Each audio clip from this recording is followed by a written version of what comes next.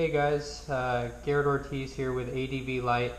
I just wanted to do a quick tutorial on the Voyager, Trail Tech Voyager. I've had a lot of people ask for a tutorial because they're not too sure how to use it. It can be a little bit confusing, so I thought I'd make a video that basically discusses some of the features and some of the things you can do with it. So first things first, the Voyager actually came with my beta, but you can purchase it separately and put it on any bike through Trail Tech and through a bunch of different retailers. So anyway, let's get into it. So the Voyager can be used as a speedometer, odometer, runtime, engine runtime. It has a tachometer. It also shows you, altitude. So your distance, trip distance, your engine temperature. It has a compass, the time, the ambient temperature outside. So it has a lot of information on here, a lot of useful information. So you can kind of cruise through that here and see. But the other benefit of the Voyager is that it's a GPS. So it uses satellites throughout and basically registers your position based on those satellites. We're in the garage right now, so it's going to have a little bit of a hard time finding me, but it can. So basically, some of the questions that I've been asked recently are, how am I able to load a track? How am I able to log a track? So I'll go over a few of those things in this video. So if you go to Map on your Voyager, and then you go ahead, you can select Enter, and then it opens a full screen of the map. If you're on Map and you hit the menu button, you'll have a ride menu that shows tracks, routes, waypoints, graphs, and then any resets. If you go to tracks, you can display tracks display. You can have a custom display of which tracks you want displayed.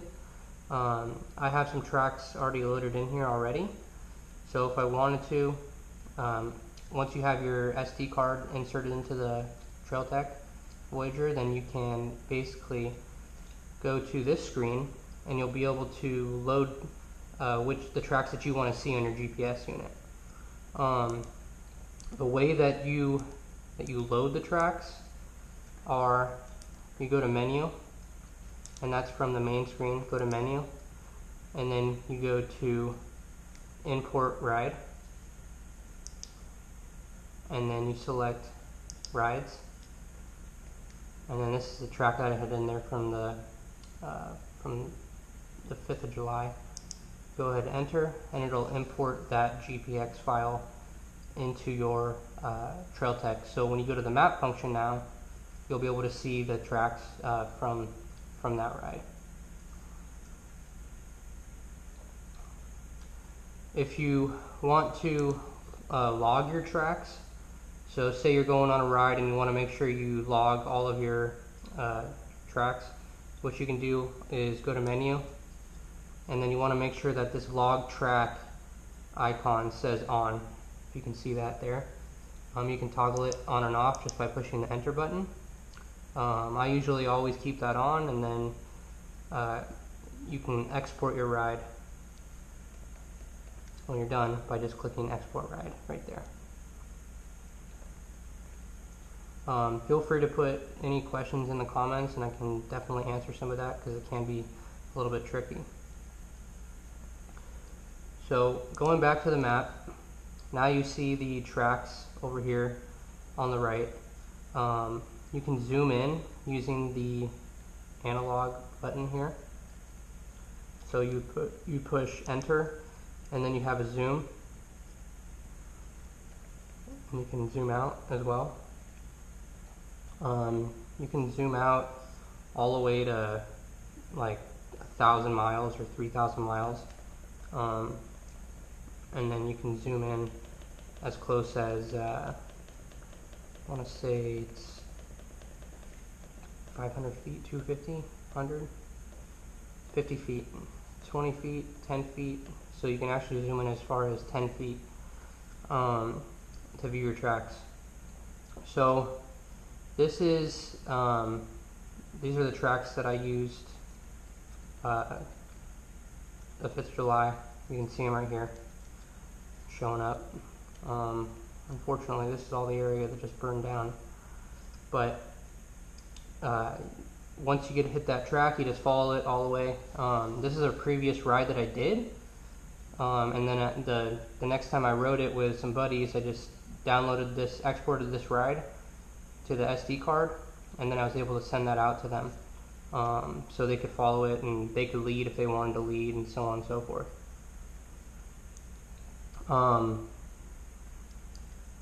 You can also add routes, waypoints. So say you get to a destination, you want to make a waypoint. A waypoint is just kind of like a point of interest, and you can add that into your GPS coordinates in your GPS tracks, so that, you know, maybe this is a bailout and you want to make it noted that it's a bailout, you can do that. And then if you notice here on the bottom in the ride menu, it has memory. If this ever gets full, it won't record your ride anymore. So if you're logging tracks, it won't record anymore. The Voyager system has a certain amount of memory available to itself, so it can log tracks. But if it goes over, you need to export to your SD card in order to keep those tracks there, and to keep being able to record. So I mean, that's pretty much it with the map and GPS function. It's very simple. You just got to play with it a little bit. The big thing is if you're going on a ride and they have GPS tracks that they're supplying you for the ride. For example, LA B2V, which is coming up here soon. What you do is you go ahead, you click menu. Well, first what you do is you bring them your SD card. So you have a micro SD card here on the side. It just pops right out. So your micro SD card here. You would give this to the LA B2V folks. They'll load on the tracks for day 1 and day 2 of LA B2V. You'll go ahead and you'll put it back into your GPS, your Trail Tech Voyager. Can be kind of difficult sometimes. Anyway, so go back in, and then you would go to import ride, and then you would click on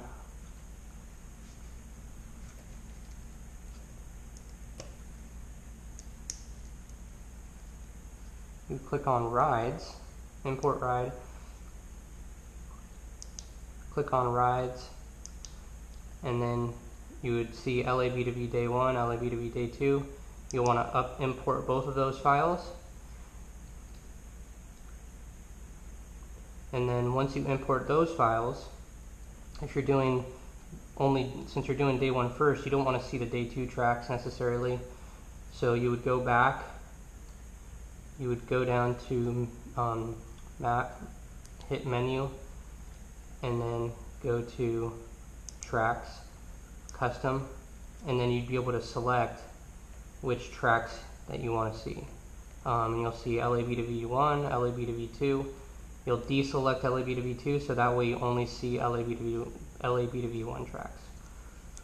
Like I said, if you guys have any questions at all about any of this, please leave a comment down below, and I can help you troubleshoot. Alright, thanks.